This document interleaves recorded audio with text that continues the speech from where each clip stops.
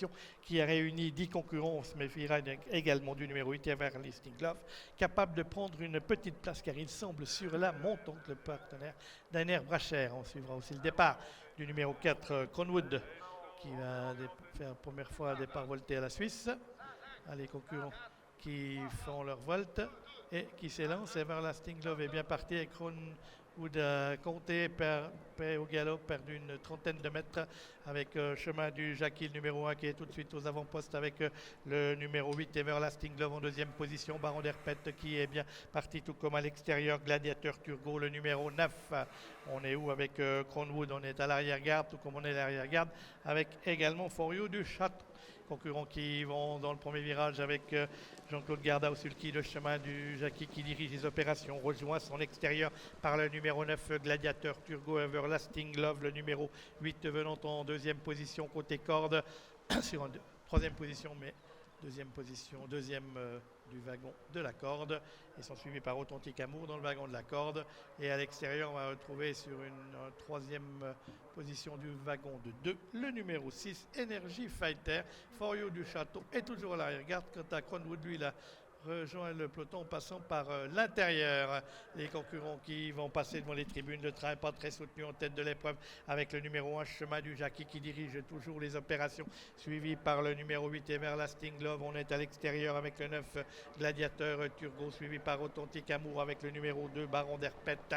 Ensuite on va retrouver le numéro 4 Cronwood sur une quatrième ligne côté corde avec à son extérieur le numéro 6 Energy Fighter qui avance d'un rang maintenant avec Dactari du Bocage, le numéro 10 qui vient ensuite devant Go Fast TJ et For You du Château qui attend toujours en dernière position. On sait que généralement il passe à l'assaut de ses devanciers au poteau des 1000 mètres.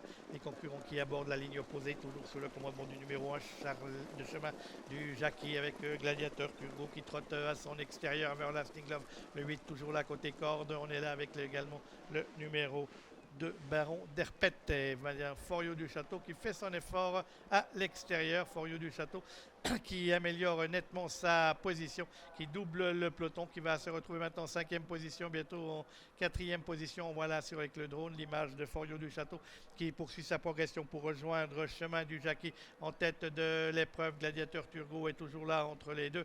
On vient ensuite avec Everlasting Love qui précède le reste avec le numéro 2 notamment Baron d'Herpette qui est en 5e position, mais For You du Château est obligé de négocier le tournoi final en épaisseur avec ensuite Energy Fighter qui trotte en 6e position avec le Chemin du Jackie qui a démarré dans le tournoi final et qui laisse le numéro 11 For You du Château en épaisseur avec Baron d'Herpette qui trotte en 5e position où se retrouve Cronwood. Il est à l'arrière-garde. Chemin du Jackie qui a démarré et qui prend maintenant nettement l'avantage. Chemin du Jackie qui a toujours le meilleur devant For You du Château avec le reste du peloton, mais on remarque qu'on a une incartade d'Everlasting Love avec Chemin du Jackie le numéro 1 qui file vers la victoire. For You du Château prendra la deuxième place. Cronwood finit très fort maintenant pour arracher le second accessite avec Chemin du Jackie le numéro 1 qui s'impose. Deuxième place pour le 11 For You du Château.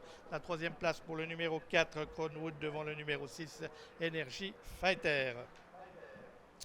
Je répète l'ordre d'arrivée de cette épreuve. Victoire du numéro 1, Chemin du Jackie, quasiment de bout en bout pour Jean-Claude Garda. Malheureux dans l'épreuve précédente qui prend sa revanche dans cette compétition. Deuxième place pour For You du Château qui n'a pas démérité le numéro 11. La troisième place pour le 4 Cronwood, auteur d'un excellent effort final. Quatrième, le 6 Energy Fighter avec Loris Ferro. Et la cinquième place pour le numéro 10 Dactari du Bocage qui court mieux que d'habitude et qui sera à suivre pour ses prochaines tentatives. On a remarqué que dans la ligne droite, Everlasting Love et Baron d'Herpette se sont mis au galop, que Cronwood de longtemps à l'arrière-garde a tracé une bonne ligne droite, que Gladiateur Turgot a été un peu plus loin que d'habitude. On le suivra donc lors de ses prochaines tentatives.